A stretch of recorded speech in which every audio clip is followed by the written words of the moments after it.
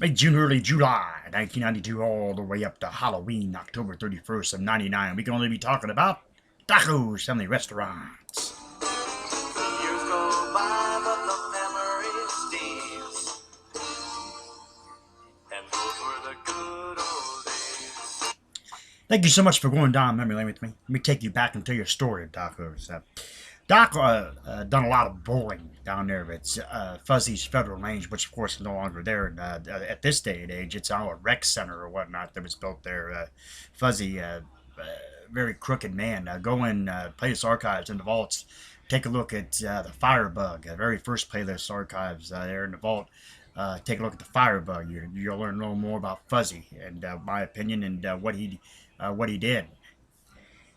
Anyway, nonetheless, Doc dealt with the Elam boys, and I think he bowled with Edward Elam, who was the judge of Massillon Municipal Court, had been for several years, since back in the early late '90s, and he's still a judge there at the Massillon Municipal Court. I'm not sure what his younger brother was, but he always come in and, hey, how you doing, Doc? Yeah, you all right, Doc? Well, Doc always dealt with the Elam boys, and he got the actual jukebox, the music jukebox, the CDs jukebox that they had, and the Docos there.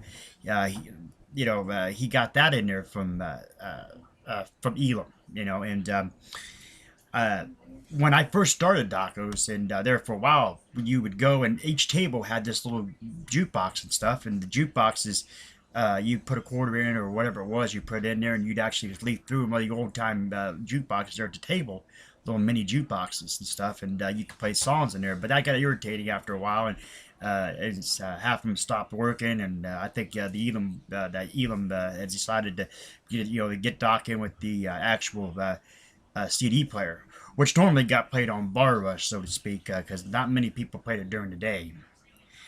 So it got played on the bar rushes during the midnight shifts a lot. A lot of the just glare throughout the thing there. It's a good way to kind of get you motivated. Of course, back here when doing dishes back here in the kitchen, always had that little portable CD or radio or whatever it was that we listened to, Rock 107, WRQK back in the day, and or WONE, I believe it was.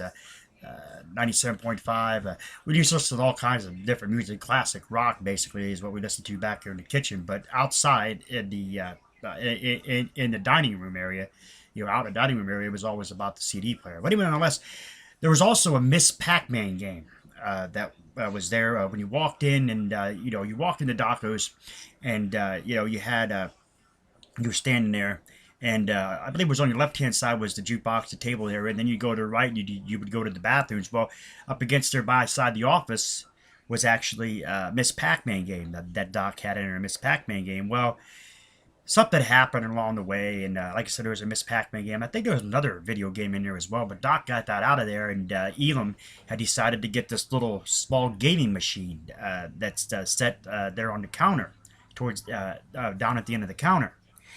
And me and or Mark and my cousin Sean and me and a whole bunch of others of us there, we tried the game, put a quarter in, and it'd be trivia, classic rock trivia. Mark would always put on there the man, because whenever he'd get the high score, we'd sit there and we'd try to beat the high score on the classic rock. Mark was just a master of the classic rock. For some reason or other, you could not beat Mark when it came to the classic rock trivia on that particular machine.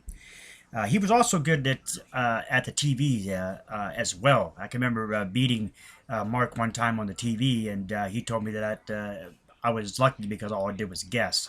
Yeah, I know my classic television. Anyway, nonetheless, the thing about this machine that was very interesting is after 11 o'clock, I think it was like 10, in between 10 and 11 o'clock, maybe 10:30ish in the evening, they had card games on there, poker games. Well, at about, like I said, between 10 and 11ish, then poker games became strip poker.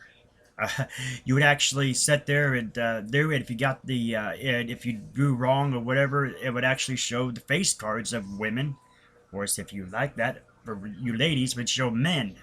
And it was really crazy because the machine got a lot of money, especially after that. I mean, me and Mark and everybody. We put on that money. Mark, cousin Sean, and I, and everybody. We put it in there during the day, but during the evening, those bums come in there drinking coffee all night there at the counter. The counter bums we call them.